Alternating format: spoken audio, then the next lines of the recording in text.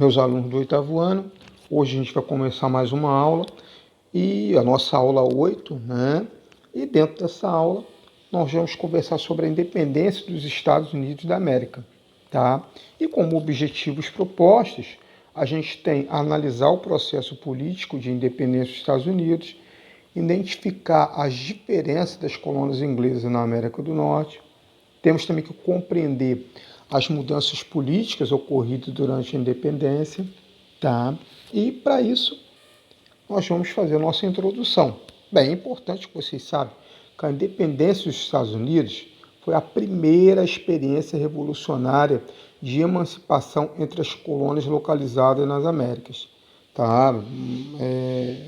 É oportuno falar que nessa época Brasil era também colônia de Portugal. Tá? Então nós tínhamos outras localidades que eram espaços colonizados. Tá? Mas a Revolução Americana, ela foi influenciada por ideais iluministas, tá?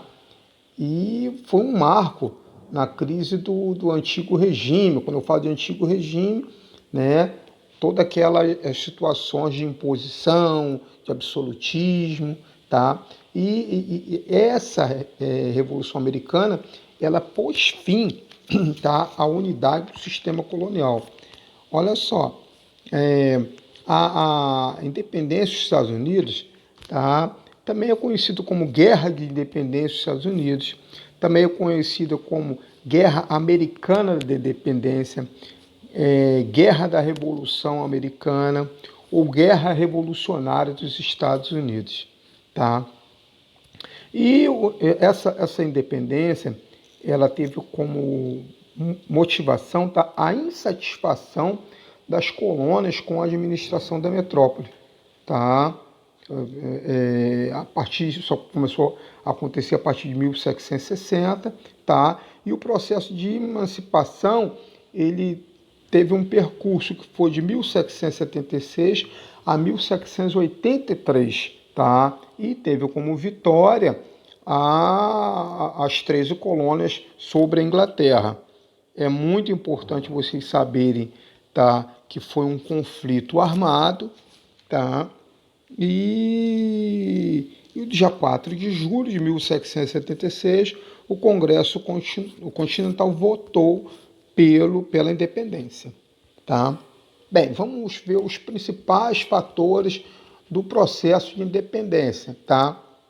Olha só, Revolução Americana, tá, resultou na independência das 13 colônias. O surgimento, como eu falei para vocês, gerou uma série de insatisfações das colônias em relação ao tratamento que estava recebendo pela metrópole. Então, em meados do século XVIII, essas insatisfações geraram uma série de conflitos. Tá? E esses conflitos baseados justamente na diferença de interesses que se tornaram intensos. Né? Os ideais iluministas, tá? Olha só, dentre as várias falas, as várias ideias propagadas pelo movimento iluminista, nós tivemos uma que fala o seguinte: todo povo tem o direito sagrado de lutar por sua liberdade e autonomia frente a uma situação de opressão e tirania. Então, baseado esse dito, né, iluminista, as 13 colônias americanas começaram a cogitar a sua emancipação. Tá? Logo depois, tá, tem, pela atuação da metrópole no momento pré-revolucionário, os valores iluministas se tornaram muito presentes, tá, na organização da luta, tá, pela independência norte-americana. Como eu falei para vocês nas aulas passadas, né, o processo de colonização da América Inglesa. Essas colônias, elas, mesmo sendo colônia, elas sempre tiveram um espírito muito grande de autonomia. Tá? E isso daí é que resultou justamente em não aceitar o tipo de tratamento que estava recebendo da coroa britânica, no caso, né? Então, olha só, é, o que fez a Inglaterra mudar a forma de tratar a, a América inglesa, no caso a colônia, tá? Bem, deixa eu falar uma coisa para vocês. A Inglaterra ela tinha acabado de sair de uma guerra contra a França, que é a Guerra dos Sete Anos. A França foi a Inglaterra, ela ganhou, ela foi vitoriosa nessa guerra. A França perdeu, mas devido ao alto custo, tá? Essa vitória que a Inglaterra teve um alto custo, tá? E a forma que a Inglaterra, por ter se envolvido por causa desse gasto todo, ela se envolveu numa crise econômica devido aos elevados gastos militares para a obtenção justamente dessa vitória. Então, ela precisava de se refazer financeiramente, tá? E qual foi o caminho adotado pela Inglaterra? Ela decidiu se recuperar financeiramente por meio de suas colônias. Como? Intenso controle sobre o território colonial, aumento de imposto, para quê? Para gerar um aumento da receita da coroa britânica. Tá? E isso, nas colônias, gerou uma grande insatisfação, vindo até a ocasionar um sentimento anti-inglês. Tá? E dentre as várias medidas adotadas pela Inglaterra, nós tivemos aí, né, a lei do açúcar, tá? A lei do açúcar, ela era foi um imposto criado em 1764, tá? E esse imposto ele era aplicado ao comércio do açúcar e do melaço, tá? Comércio do açúcar e do melaço das colônias, tá? Então, esse açúcar, esse melaço, tá? Eles não poderiam ser comercializados com lugares, territórios que não fossem dominados pela Inglaterra, tá? Por quê? Porque os ingleses queriam vender esse produto com exclusividade, tá? E isso foi um dos motivos. O segundo motivo foi a lei do selo. Gente, a lei do selo, ela consistiu na obrigatoriedade da aquisição de um selo, tá?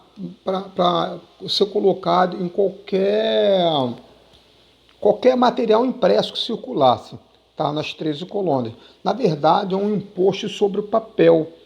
Tá? O que acontece? Uma das coisas que a Inglaterra fez foi taxar determinados produtos. Então, ela taxou o chá, taxou o vidro e taxou o papel, seja ele manuscrito, ou seja ele impresso, teria que ter a taxação da lei do selo. Tá? Aí o último, que foi assim a chamada gota d'água, foi a lei do chá. A lei do chá foi um divisor de água na relação entre metrópole e colônia. Por quê? Porque ele determinou que o governo inglês, tá, iria monopolizar o fornecimento e o comércio de chá com os colônios norte-americanos. Tá? Na verdade, eles estavam querendo o monopólio. Tá? E com isso, tá, cobrar um imposto muito alto. Bem, o que aconteceu com isso? Bem, gerou uma insatisfação muito grande essa lei do chá, tá? Em Boston, né?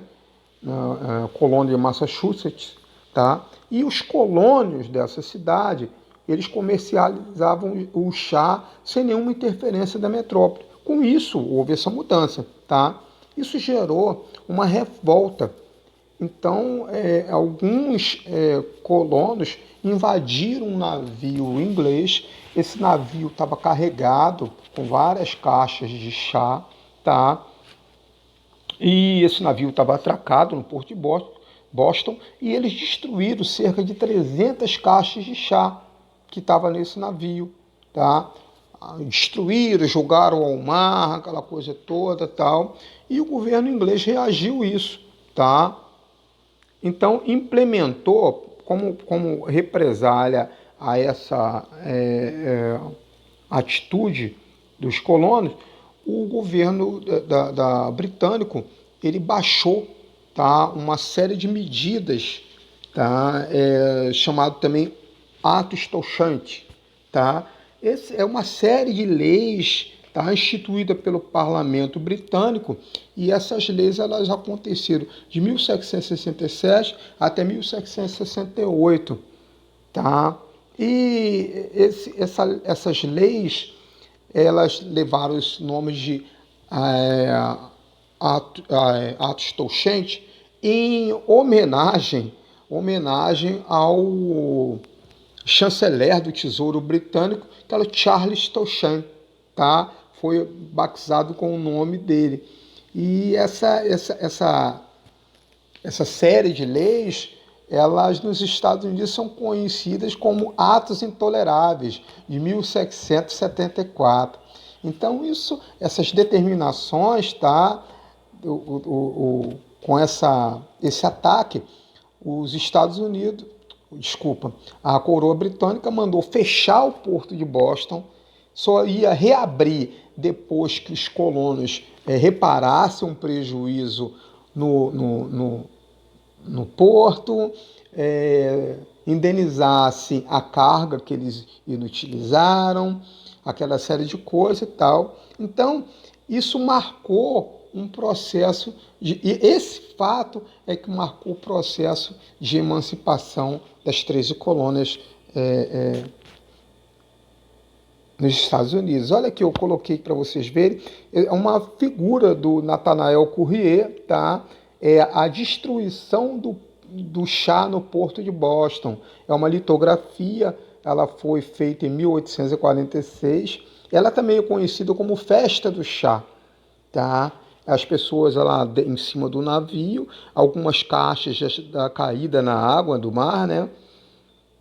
E algumas pessoas acenando como se estivesse aprovando ou incentivando aquelas medidas mesmo, tá?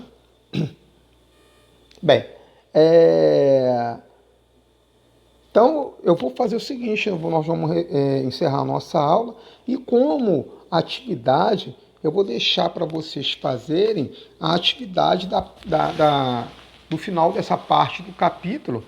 No meu livro aqui está na página 30, eu não sei se a numeração do livro de vocês está batendo, mas olha só, é um exercício, é uma questão que está pedindo o seguinte: leis britânicas acirraram as divergências entre colonos americanos e coroa inglesa, que eu falei para vocês, tá? Provocando a luta pela independência. Dentre os objetivos dessa lei destacam-se, letra A, aumentar a receita real, impedir o contrabando e o comércio intercolonial e recuperar a Companhia das Índias Orientais. Letra B, aumentar o consumo de chá de açúcar na colônia, obrigar o uso de selo nas correspondências e aumentar as exportações da colônia. Letra C, abolir a escravidão nas colônias, separar juridicamente as 13 colônias e ajudar a Pensilvânia a anexar terras no oeste. Letra D, recuperar a Companhia das Índias Ocidentais, abrir o porto de Boston às nações amigas e aumentar as importações da colônia. E letra E, pagar indenizações à França devido à derrota inglesa na Guerra dos 7 Anos, revogar os atos Toussaint e favorecer os produtores locais de açúcar. Bem, então vocês vão escolher uma dessas, tá? E na aula que vem a gente vai corrigir essa questão. Eu termino por aqui. Por hoje é só. Até a próxima aula. Um abraço para vocês.